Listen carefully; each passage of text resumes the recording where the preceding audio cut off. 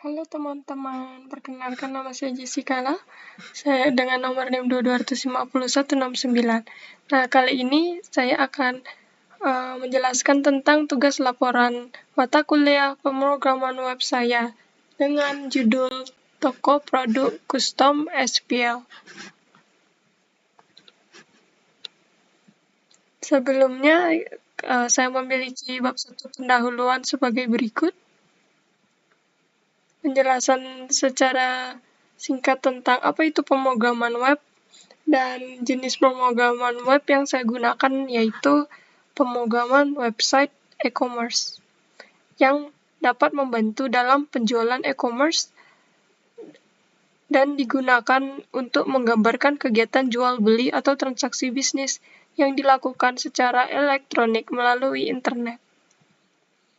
E-commerce saya akan melibatkan proses transaksi elektronik seperti pembelian, penjualan, pemesanan, pembayaran, pengiriman, dan pertukaran informasi melalui jaringan internet.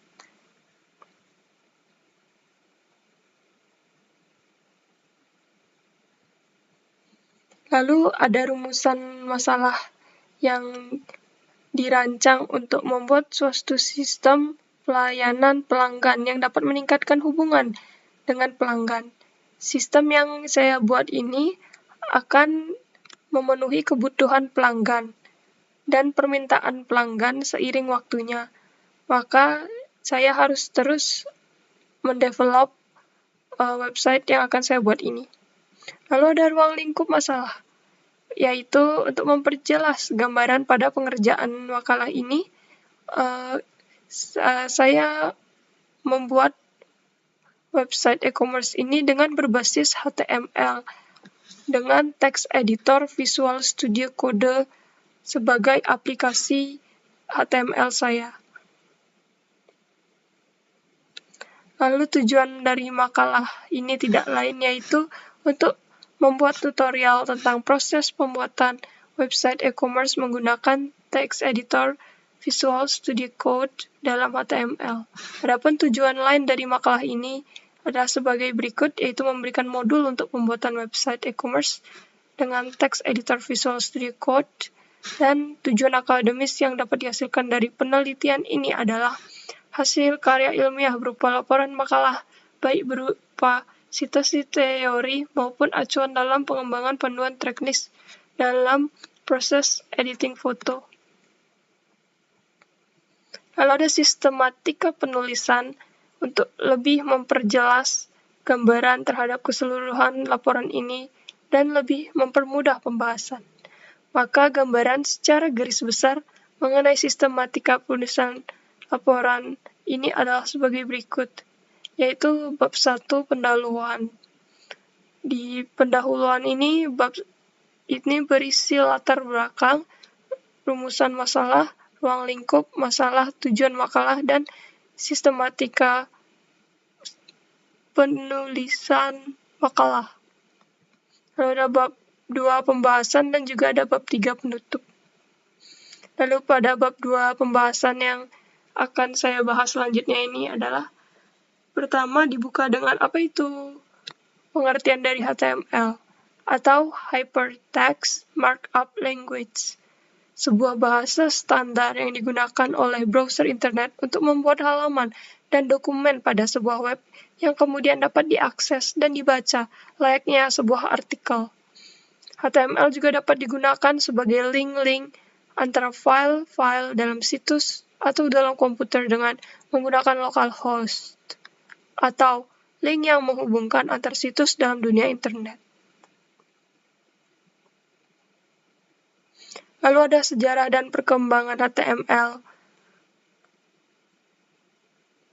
yang pertama kali dibuat oleh Tim Berners-Lee yang merupakan fisikawan di lembaga penelitian CERN, Swiss.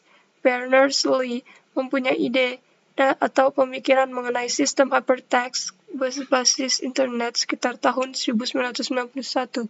Tim merilis versi HTML pertama yang di dalamnya terdapat sekitar 18 tag. Lalu HTML dikembangkan oleh W3C dengan upgrade yang besar pada tahun 2014. Hasilnya itu pengenalan tentang HTML5 dengan semantik baru, sehingga dapat memberitahukan arti dari konten HTML sendiri. Adanya web browser bertujuan untuk memudahkan pengguna saat membuka dokumen yang berformat HTML. Berikut merupakan sejarah perkembangan kode HTML mulai versi awal sampai sekarang. Yang pertama ada HTML versi 1.0, merupakan pionir yang masih banyak kelemahan sehingga tampilannya masih sederhana. Lalu ada HTML versi 2.0 mempunyai fitur tambahan yaitu kualitas HTML yang lebih baik. Versi 2.0 mempunyai kemampuan dalam menampilkan data atau form pada dokumen, serta memasukkan alamat, nama, dan saran atau kritik. Lalu ada HTML versi 3.0 mempunyai tambahan fitur dengan fasilitas baru yaitu Figure. Figure adalah perkembangan dari image yang berfungsi untuk meletakkan gambar serta tabel. Lalu ada HTML versi 3.2 yaitu HTML yang paling sering digunakan. Versi ini mempunyai teknologi untuk meletakkan teks pada keliling gambar, sehingga gambar mempunyai latar belakang, frame style, tabel, dan sebagainya. Lalu ada HTML versi 4.0 yaitu dia memiliki banyak perubahan dari versi sebelumnya. Perubahan tersebut yaitu image, table, text, link, form, dan sebagainya. Lalu ada HTML versi 4.01 yang merupakan perbaikan dari versi 4.0. Versi ini menjadi lebih standar untuk elemen atau atribut pada HTML karena sudah memperbaiki kesalahan-kesalahan dari versi-versi sebelumnya. Lalu ada HTML versi 5.0, merupakan prosedur pembuatan tampilan web terbaru dengan penggabungan CSS, HTML, dan JavaScript. Versi ini dibuat dari informasi bahwa W3C dan IELTF membuat versi HTML yang terbaru. Perkembangan HTML cukup signifikan karena W3C terus membuat dan merilis versi HTML terbaru dan update. Lalu HTML versi 5.0 menjadi versi paling baik dengan fitur yang lebih lengkap dan canggih, yaitu support pada embed video dan audio sehingga Anda bisa menggunakan file video atau audio ke halaman website yang diinginkan. Lalu ada fungsi HTML yaitu membuat halaman website menjadi pondasi website, menandai teks dan bagian pada halaman website, menampilkan multimedia di website, mengarahkan pengguna ke halaman website lain. Lalu ada tag, elemen, dan atribut HTML sebagai berikut, yaitu ada tag HTML yang contohnya sebagai berikut. Di sini juga ada tag pada HTML yang memiliki fungsinya masing-masing, yaitu kutip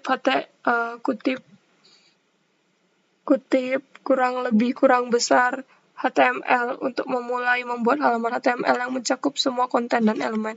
Lalu ada tag head untuk membuat halaman HTML yang mencakup tampilan deskripsi di hasil pencarian Google. Lalu ada title untuk membuat judul website. Lalu ada body untuk membuat bagian isi dari website.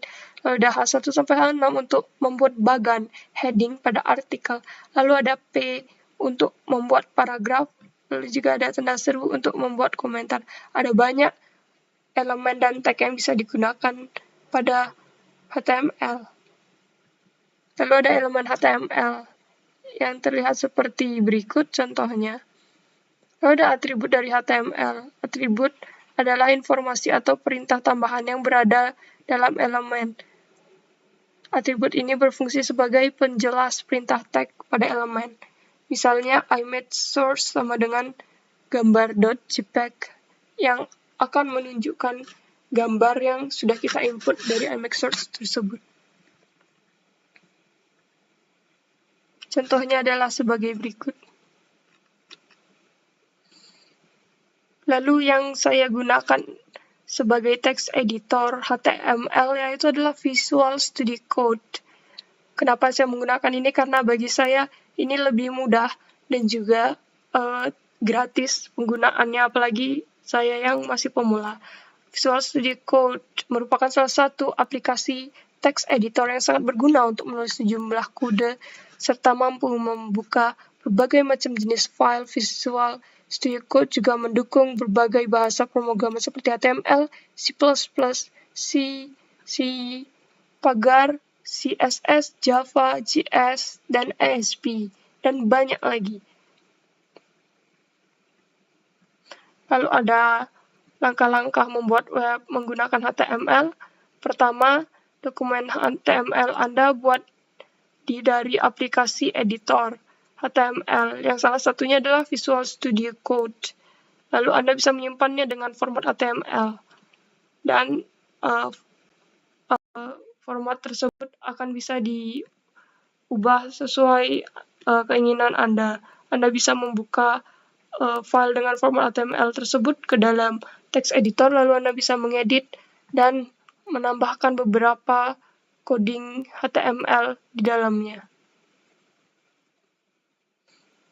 Lalu ini adalah salah satu contoh dari script saya pada HTML yang sudah saya coding. Lalu hasilnya masih seperti ini yang di awal. Dan yang akan saya jelaskan selanjutnya adalah analisis kebutuhan pengguna, di mana saya memiliki 3 aktor dalam deskripsi ini, yaitu ada admin, sistem, dan pembeli. Admin, di mana melakukan proses login, menambah stok yang tersedia, mengurangi stok yang sudah tidak tersedia, memverifikasi pembayaran pembeli, verifikasi data pembeli, mengirim pesanan, memberikan nomor resi transaksi, menerima laporan transaksi pembelian. Lalu di mana sistem, yaitu menyimpan data pembeli, lalu mengecek data pembeli, menampilkan transaksi update stok otomatis, menampilkan invoice, memberikan info status produk, menyimpan data pembelian dan pembayaran. Lalu pembeli dapat melakukan proses login, melakukan registrasi jika belum mempunyai akun, lalu membeli produk yang diinginkan, melakukan pembayaran, mengisi data yang dibutuhkan untuk transaksi, lalu bisa mengupload bukti transaksi pesanan.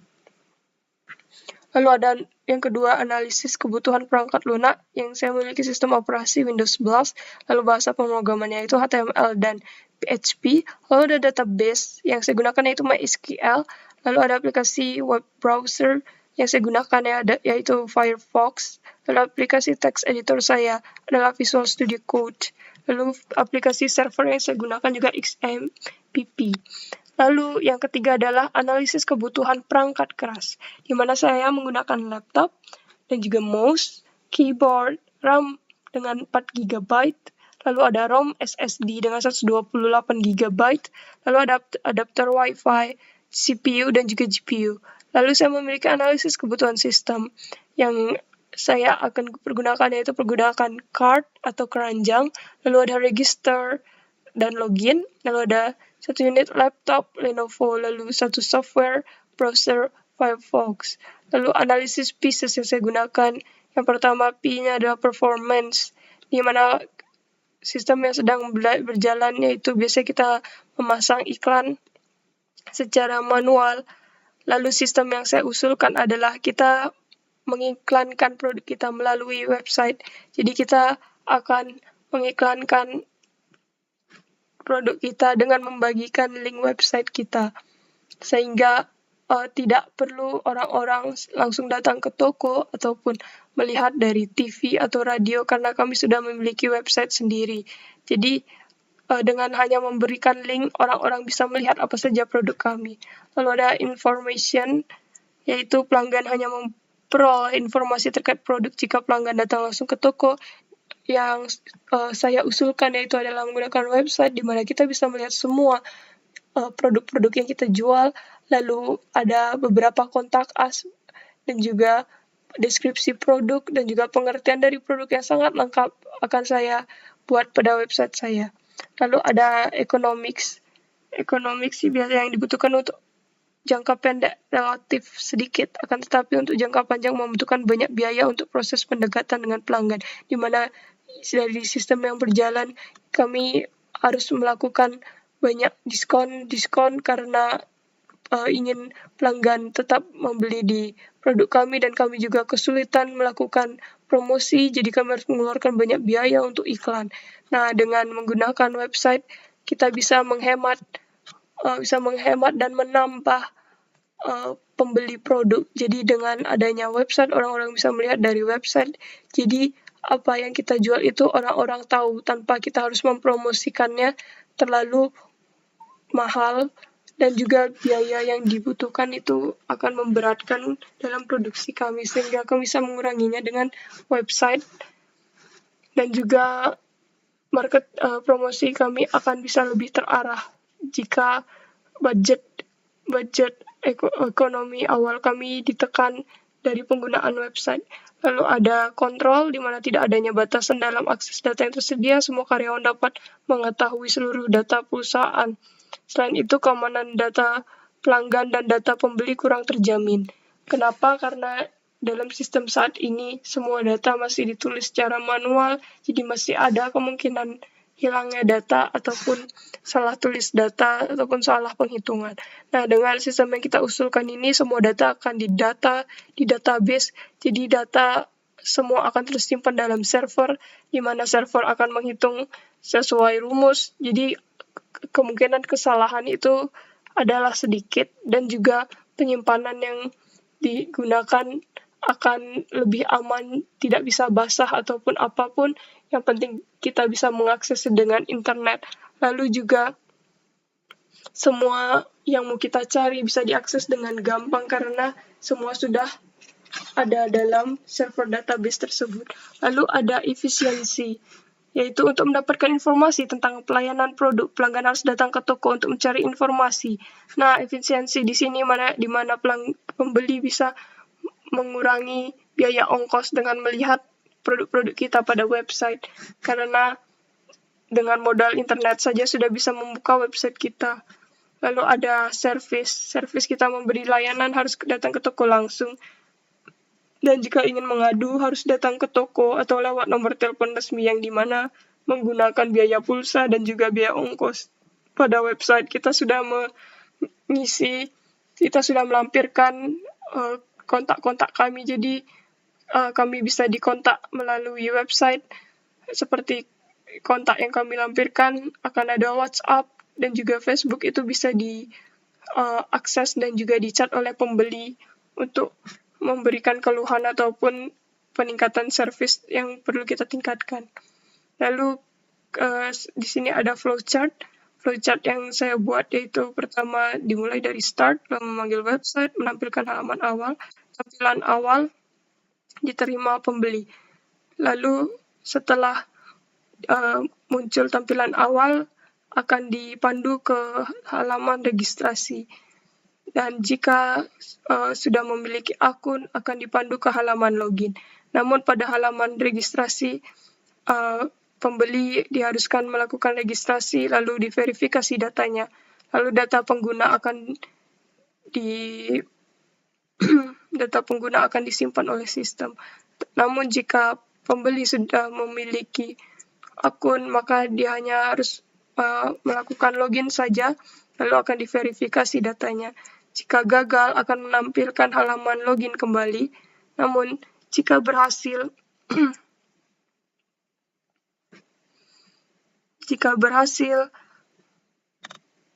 maka langsung akan menampilkan halaman produk, di mana di halaman produk ini pembeli bisa memilih produk dan admin bisa melakukan update data produk.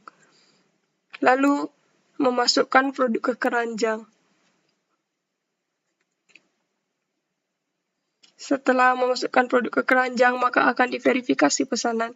Jika pesanan salah, maka akan kembali ke halaman produk, dan jika pesanan benar, maka akan diminta mengisi data yang dibutuhkan untuk transaksi seperti alamat. Lalu ada melakukan checkout. Setelah melakukan checkout, mengirimkan invoice, lalu menerima laporan pembelian yang akan dikirimkan ke admin. Lalu setelah admin menerima laporan, maka invoice akan terbit, dan pembeli akan menerima invoice. Setelah invoice diterima, pembeli harus segera melakukan pembayaran. Setelah pembayaran selesai, maka bukti pembayaran haruslah diupload. Setelah diupload, maka akan diverifikasi bukti pembayaran.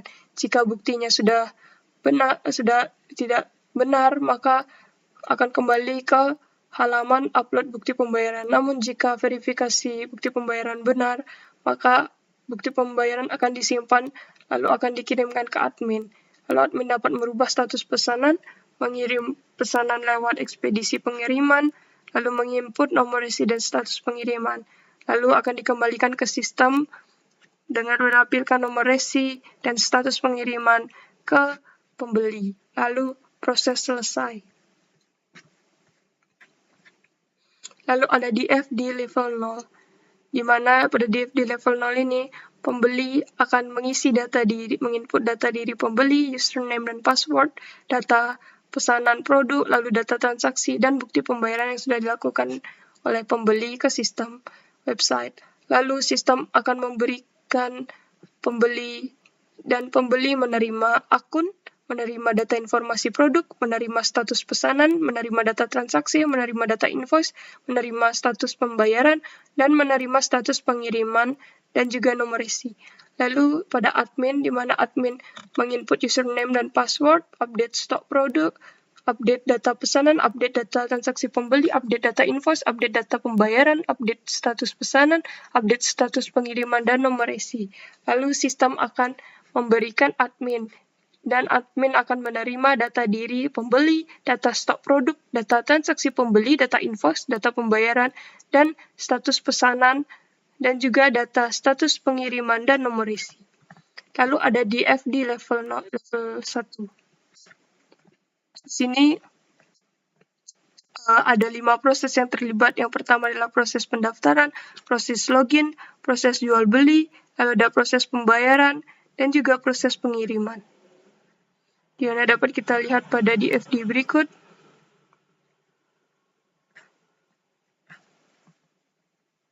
Yang dimana alur pertamanya adalah pada proses pertama, pembeli melakukan proses pendaftaran ke sistem. Lalu sistem pada admin menerima data pembeli dan sistem akan mengirim ke tabel pembeli. Lalu tabel pembeli akan mengirim data pembeli kepada sistem seperti yang telah terlihat seperti ini.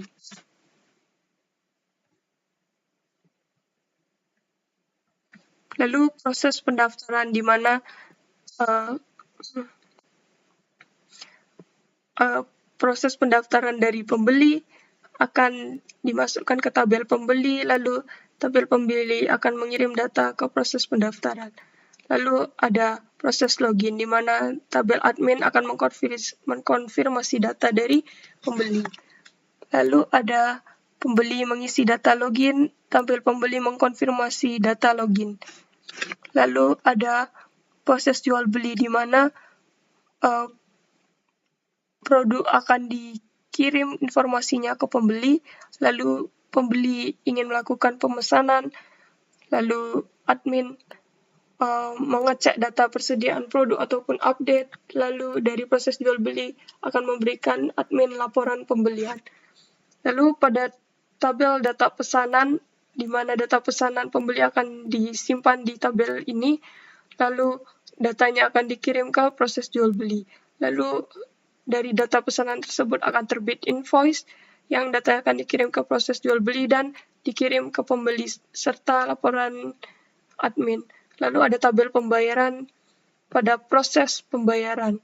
Dalam proses pembayaran ini, pembayaran dari pembeli akan disimpan di tabel pembayaran buktinya, lalu buktinya akan dikirim juga ke admin. Dan setelah selesai proses pembayaran, proses terakhir yaitu proses pengiriman, di mana ada tabel pengiriman dan nomor resi yang akan didata sesuai dengan username pembeli. Lalu ada saat sudah keluar nomor resi dan produk telah dikirimkan, maka status akan berubah pada layar dari pembeli. Lalu ada IRD dan mapping, seperti yang terlihat di sini.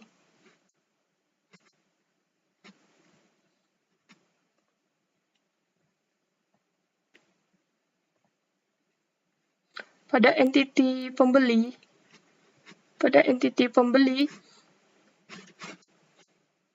terdiri dari 7 atribut, yaitu ada ID pembeli, username, password, nama, alamat, nomor telepon, dan email, yang dimana melakukan pesanan ke one to many. Lalu dari pesanan memiliki 7 atribut juga, yaitu ID pesanan, nama produk, foto produk, jenis produk, jumlah produk, harga produk, dan ID produk, di mana ID pesanan ini merupakan primary key dan ID produk merupakan foreign key. Dan ID dari pembeli adalah primary key. Lalu dari pesanan memerlukan produk, yang dimana one to many, karena satu pesanan bisa memiliki banyak produk. Lalu pada produk ada ID produk, nama produk, deskripsi produk, harga produk, stok produk, foto produk, ukuran produk, dan jenis produk yang jumlahnya adalah 8 entitas. Lalu produk diisi oleh admin, yang mana produk ada banyak dan admin adalah satu. Dari produk ke admin adalah many to one, ataupun dari admin ke produk adalah one to many. Pada entitas admin memiliki 4 atribut, yaitu ID admin sebagai primary key, lalu ada username, password, dan nama. Lalu selanjutnya dari pesanan menuju ke invoice. Pesanan melakukan invoice yang mana one to one, karena satu pesanan hanya bisa memiliki satu invoice. Lalu pada invoice memiliki 9 entitas. Dari entitas invoice memiliki 9 atribut, yaitu adalah ID invoice, primary key, lalu ada tanggal invoice, deskripsi invoice, total harga invoice, data transaksi, harga produk, username pembeli, nama produk, dan ID produk sebagai foreign key. Lalu invoice melakukan pembayaran, di mana pembayaran entitas pembayaran terdiri dari 9 atribut, yaitu ada ID pembayaran sebagai primary key, lalu ada tanggal pembayaran, deskripsi pembayaran, total harga pembayaran, jenis pembayaran, data transaksi, ID invoice sebagai foreign key, dan juga bukti pembayaran dan username pembeli. Lalu dari pembayaran melakukan pengiriman, di mana pengiriman ini memiliki 8 atribut, yaitu ada ID pengiriman sebagai primary key, ID pembayaran sebagai foreign key, status pengiriman, tanggal pengiriman, nomor resi, jumlah produk, username pembeli, dan nomor telepon dari pembeli. Di mana pembayaran ke pengiriman adalah one to one, karena satu pembayaran hanya bisa menerbitkan satu resi pengiriman saja. Sama dengan invoice ke pembayaran, satu invoice hanya bisa dibayar satu kali saja. Jadi one to one.